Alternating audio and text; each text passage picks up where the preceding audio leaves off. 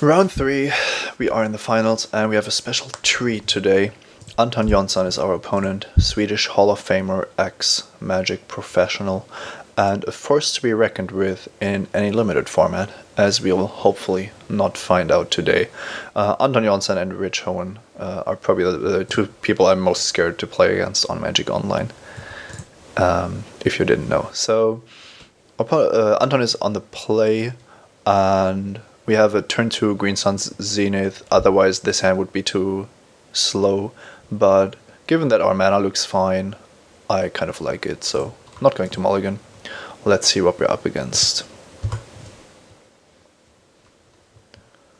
Blue-white, potentially, of the control variant. This time I'm going to wait on the Mesa to find out what we are missing, and because we have 3 targets in our deck, we aren't in a rush to get there. Now, Tanglewire is a nice draw, but let's get some mana Sel'n first and then see how to proceed from there. It's also possible that because we are on the draw, the Tanglewire is going to be somewhat late to the party. This could be a matchup where we board in all of our artifact removal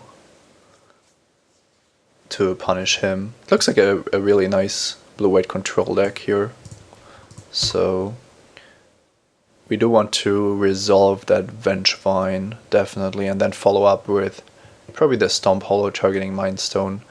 We could also get Tanglewire down first, but don't like being so defensive, and it's still likely or possible that our opponent has a counter spell here, and I kind of like getting Vengevine countered because it's just so easy to get it back into play.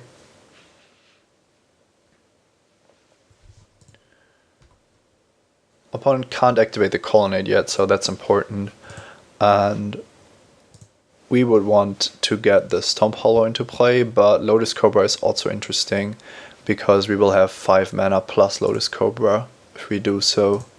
Now, Stomp Holding the Mind Stone isn't really exciting because we aren't going to be able to catch it with the Stomp Holder. So, first of all, we are going to attack with Vengevine, and opponent is probably going to take it, going down to 12. And now we know that he's on Absorb, so the question is, do we want him to absorb anything, and if yes, what? I think it's probably Lotus Cobra. If he lets that resolve, it's likely that he's on a Wrath effect, but I think that we need to get the Cobra into play.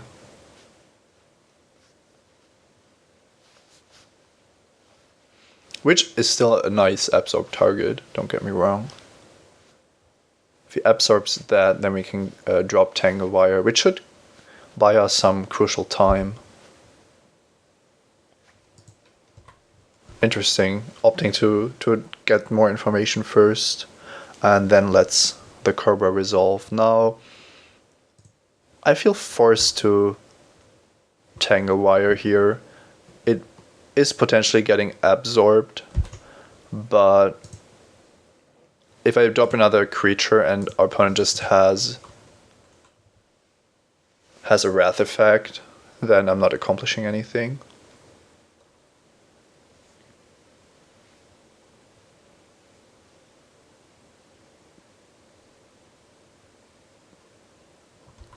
Yeah, clearly absorbing here.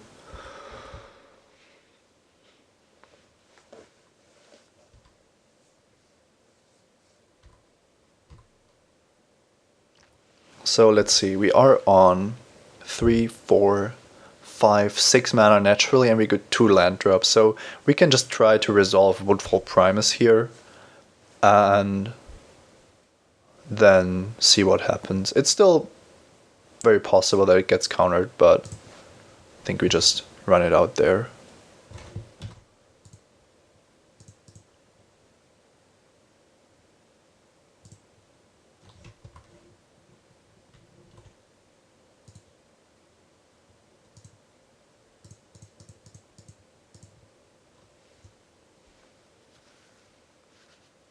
What we can't do with the Primus is target the Colonnade because Anton could activated in response.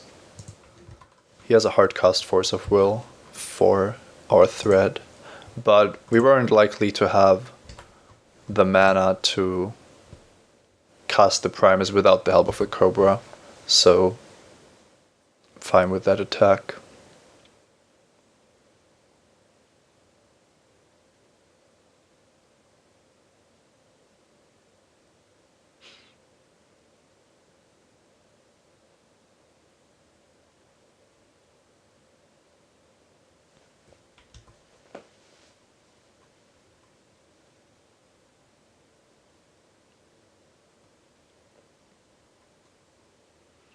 Interesting. Balance is looking pretty good. This is kind of the Wrath effect I was scared about. And he's going to keep 5 lands. We keep all 5.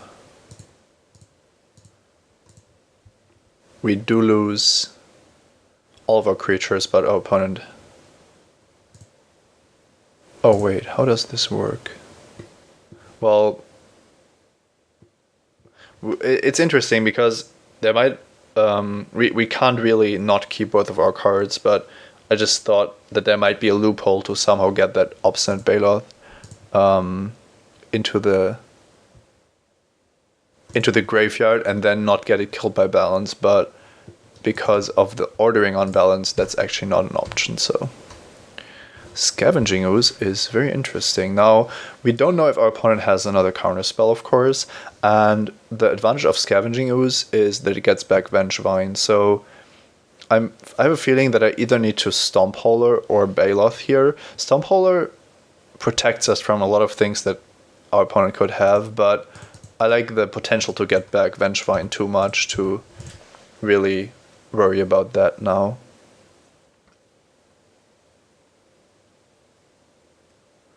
Pristine Angel. Protection from all colors, protection from artifacts, and yeah, so this is basically, it doesn't have vigilance, but when you cast a spell, then it gets untapped again, and then it has protection from everything again. So not an easy card to beat. But I have a feeling that we might just be able to attack into it with everything we have once the Vengevine comes out to party.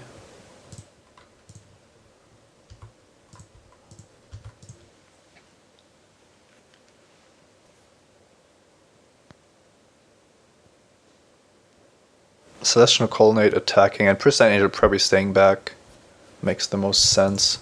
But we are on a very high life total, and Scavenging was also going to help with that. So let's see what we draw here first. And that means we are just going to go for the Jugular, basically. We are going to lose one of our creatures here, but I think we can... We do get 8 damage through in the process. And then the Pristine Angel is going to get another creature next turn. Yeah, that's more than fine. I think that waiting here is just asking to get blown out by several cards.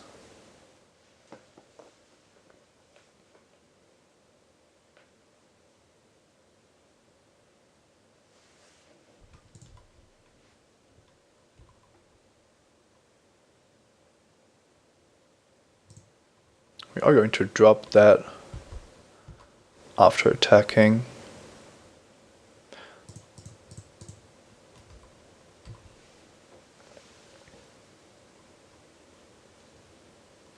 Certainly costly to keep attacking into Pristine Angel, but looks like didn't have anything. So being able to block with Angel and Colonnade still kills him if he doesn't have anything. So yeah, that looked easier than I thought. Balance, Force of Will, Pristine Angel, cards to worry about, and then we'll have to see what happens. Balance is a difficult card to play around. It's almost impossible to really do well against. Didn't see anything I need the burn against, so we have a lot of options here, with Winter Orb being very high on my list of cards to board in, with Rancor being okay, but once again, probably just a little bit too weak. from given what we are trying to do. I think that Primal Command can probably go as it's so expensive, and I want to keep the threat density as high as possible. Gadok Teak is a card that does deny Force of Will, but all the other cards he's played, he could still play. But the advantage that a Gadok generates is probably still too high. Now, we haven't really seen a lot of artifacts apart from the Mind Stone, so boarding in one of the red spells is probably too early, and the Winter Orb is a card we definitely want. That means that killing cards like Mind Stone becomes even more important, but we don't want to use an actual spell to do so, which means that Tin Street Hooligan is kind of the card that would suit us the best here, even though it's a rather small creature. So yeah, the problem is really to find a card that we can do without, which is kind of the problem. Because if we take out something like Obstinate Baloth, it's going to be a card that's never great, but just a good card to have in these spots. I think that we can actually take out the Primus here and hopefully make sure that the game doesn't go as long, so long that the Primus actually becomes relevant. We managed to cast it because we had Lotus Cobra and Arid Mesa, but I'm not expecting this to happen in general. This hand is certainly playable, but it's far weaker than anything our deck can produce. We also have 5 4s, which are basically useless, then only a 4-drop and a 5-drop, so that's just not a keepable hand. This looks much better. Tarmogoyf followed by Borderland Ranger, fixing our mana. Then we have Attack Edge, so we have some play to our hand. Not going to mulligan. And mulliganing isn't actually too bad against a deck with balance, so that we hopefully can at least make sure that the control deck has to discard most of his hand. Now this is the point where we want to draw the artifact smashing goblin.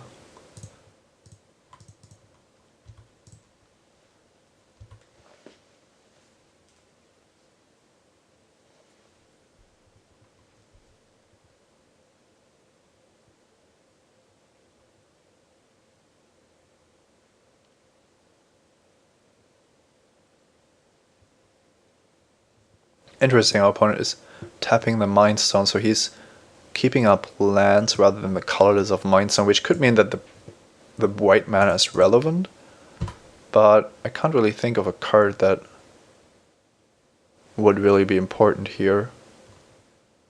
So yeah, we do just have to try to raise him, and I'm going to run out the Troll Ascetic here. Might get countered.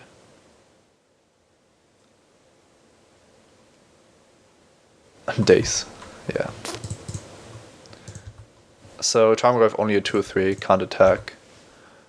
And Tiding is probably going to draw untaunt 4 cards. No. Maybe he's missing his land drop. No, not at all. He has a Thawing Glaciers with a Merry Angel.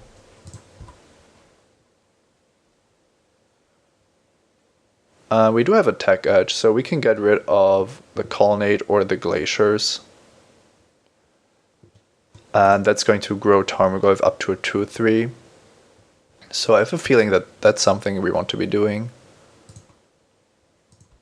Not sure what to target yet, but let's attack first and see what happens.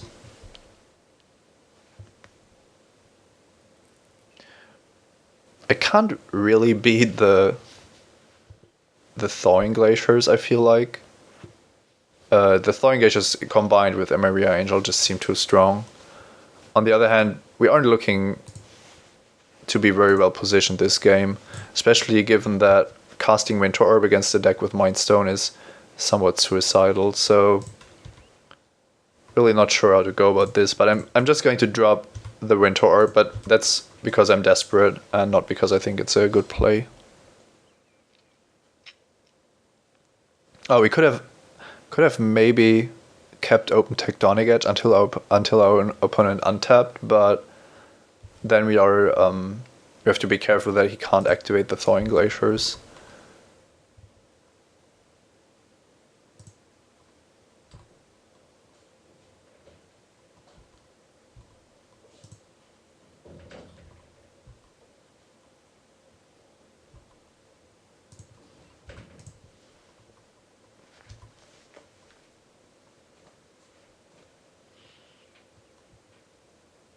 It looks like we're just getting raised here by his Air Force. Maria Angel is very good against us if we don't have a powerful draw, which we didn't.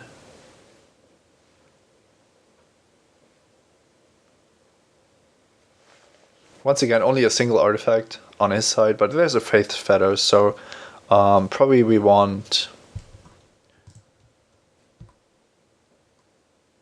We probably want Naturalize after all. Now, Maria Angel is still a big problem, and we can only gain 1 life with Scavenging Ooze, and if we do, we lose the potential to... Well, we're basically locked under our own Winter Orb, so... We can show him the Scavenging Ooze, he knows that we have it. But we are probably just going to die to the Angel Beatdown.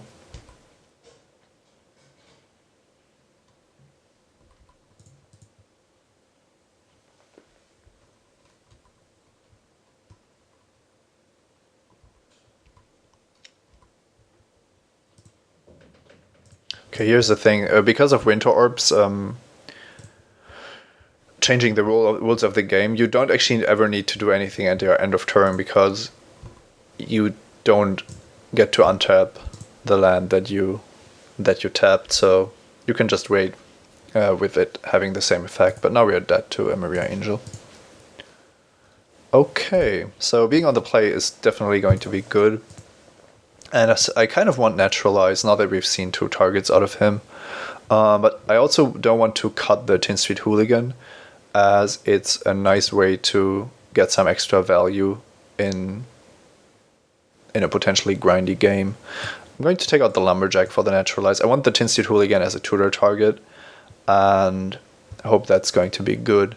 We don't have a way to deal with a Maria Angel in a good way, so I'm not going to bring in Burst Lightning just because we can cast it for 5, targeting the Maria Angel. I think that's not the way to go. So let's play first. We have the Naturalize, and we have a hand that doesn't have green, but would be awesome with green. I think we keep this because we can cast Terrain Mauler, and we have so many green sources in our deck. Not exactly sure if that's correct, but I'll try it. If we draw a green source on turn 1, we can Green Suns for Burial Druid. And if we draw it later, we can always get something like Lotus Cobra that also fixes our mana. Might be a bit greedy to keep this hand. And Anton probably doing the smart thing, mulliganing, but we'll see what happens. Now the Terrain Mauler is actually a big threat, so... Celestial Colonnade is a card that Anton played on every turn 1, and it's definitely a very good one. Now, could be that Terrain Mauler is getting countered here, but don't think that we have an option.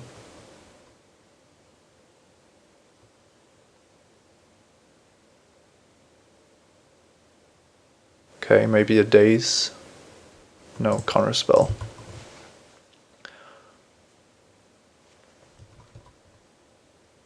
Okay, there's the forest. Now, Scavenging Ooze is not that much of a threat because we can't activate it. Lotus Cobra, we don't know if it's going to be good. And the Zenith for only 3 isn't going to be amazing either. So I think Lotus Cobra is probably what we want. We could get Fauna Shame with Green Sun's Zenith, and that could also be quite interesting because we can start discarding Vengevine. But the main problem is that we are screwed on green still, and of course we have to be aware of that. So without a second green, I think anything that's not Lotus Cobra is just not viable.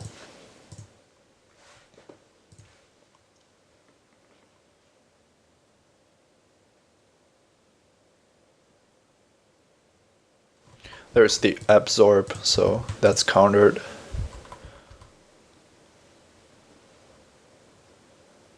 And if Anton had a 4th land here, I would just tech edge the Colonnade.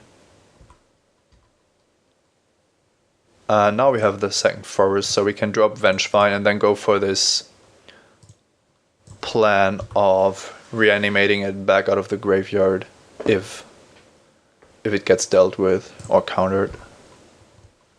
Did F6 here, so something that's important to know about Vengevine is if you cast it with mana open and it gets countered and you have a 2nd creature, then it just comes back immediately. So it's something to keep in mind.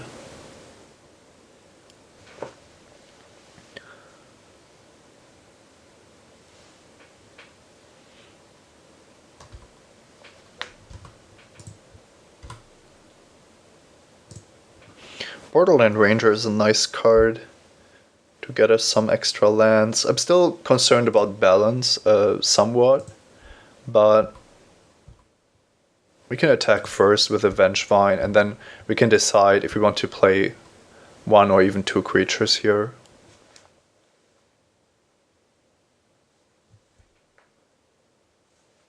We don't know what our opponent is on, so resolving Borderland Ranger seems like a good idea anyway. Balance deals with more of our lands that way, but I think that's not a huge concern. So the real question is if we force him to have the balance here by dropping Scavenging Ooze as well, or if we want Scavenging Ooze to have another threat afterwards. Green Sun's Zenith is losing a lot of its value if he has a balance, because we are going to be down to 3 lands, and then we can only Zenith for 2. But that's actually Tarmogoyf, so Tarmogoyf is pretty good. I think we can afford to drop Scavenging Ooze here. Playing around Daze still. And emptying our hand down to 2, so if he balances, then we also get a pretty good part of the deal.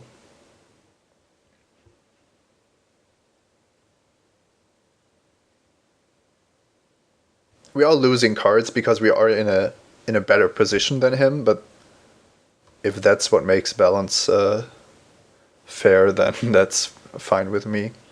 Could be that our opponent is on Force of Will.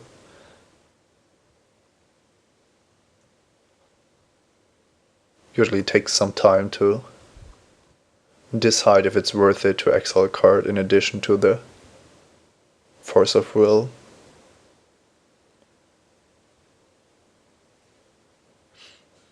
I'm kind of hoping that Anton has Faith's Fetters in his hand, so that if he draws another land, he tries to Faith Fetter something, and then we can naturalize or Green Sun's Zenith for the Stompholer. Now Forbid counters the Scavenging Ooze, and we can pass the turn. Quite heavy on the counter spells, and he might also have quite some mass removal in his deck. But Vengevine is great against that, of course.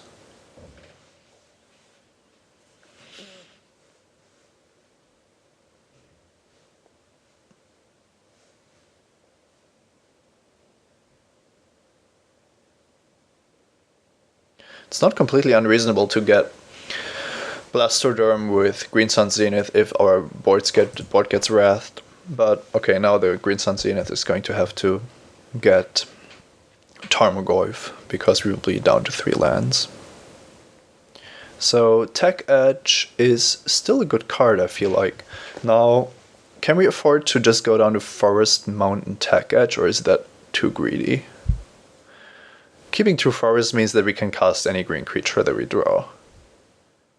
And not having the mountain means that there are some dead dwarves in our deck. This isn't easy. I think that we have to keep Tech Edge, so I'm just going to keep Forest Tech Edge, even though it means screwing us out of some of our good cards, so to speak.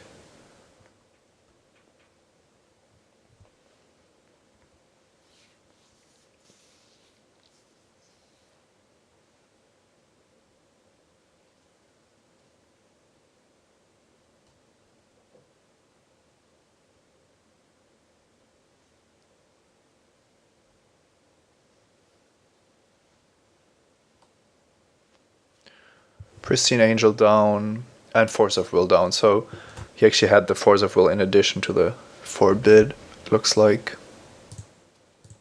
We keep both of these. And he drops an island. So we just try to Zenith for 2 here, even though it runs into Daze, but not much we can do about that. And Raging Ravine is a nice draw as well. So I feel like Tarmogoyf has to be the right card here. Godog is nice, but we don't know if it even does something.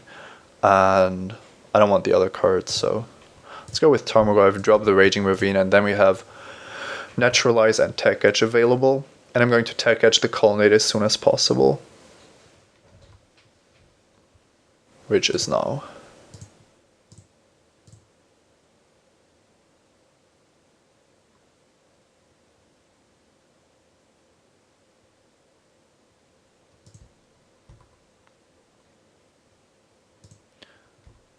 Could have been a bit more greedy on our mana, but I really wanted to have double green available, as most of our green creatures are double green.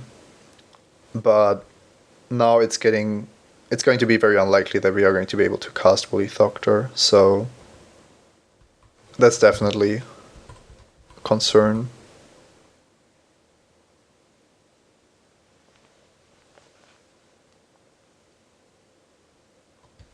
There's a Maria Angel again, so we do have a fight here. Fauna Shame is looking great to discard Woolly Thoctor, but Tarmogoyf just puts up so much pressure. I think we do have to drop Tarmogoyf first here.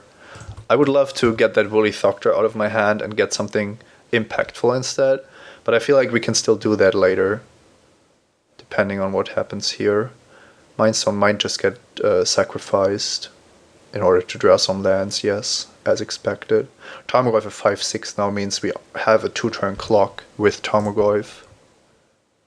Boreal Druid is perfect here. We wanted a spell to trigger Vengevine, and we got exactly that. I'm going to play Fauna Shame first to play around Daze, and he has a Mana Leak. Yeah, I don't think he would have Mana Leaked Boreal Druid, so that's a fair deal. We do get back Vengevine, and that makes a huge difference. So at this point, Tarmogoyf is lethal. If Anton doesn't draw a land here, he has to chump block with Maria Angel. And even now, he probably has to block the Vengevine if he wants to stay alive.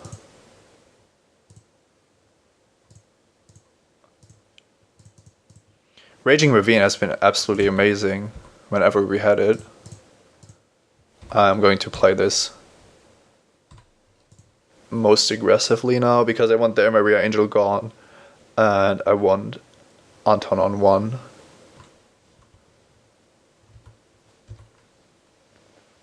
Now, there shouldn't be too many cards that get him out of this. And we did win. Okay. Good. Didn't actually think that our deck was truly amazing, but it was tough to beat for a lot of the decks in the format, and we had the strongest creatures basically, and even though it didn't become relevant in the third match, the combination of Fauna Shame and Survival plus Vengevine and a lot of nice creatures to tutor up proved out to be very, very strong. Okay, I always like to do a couple of cube drafts whenever they are available, and I'm very happy that this turned out so beautifully.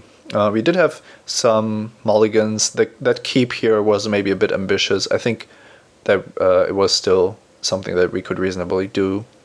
And yeah, hope you enjoyed this out of the ordinary cube draft. Usually I will bring you the 8-4s of the current draft format, but now that there was another cube week, I figured I might just record one so that we have something to fill any gaps that occur. As always, my name is Simon Goldson, and I'm recording draft videos, limited videos, for mtgoacademy.com. Thank you for watching. Let me know what you think in the comments, and see you next time. Bye bye.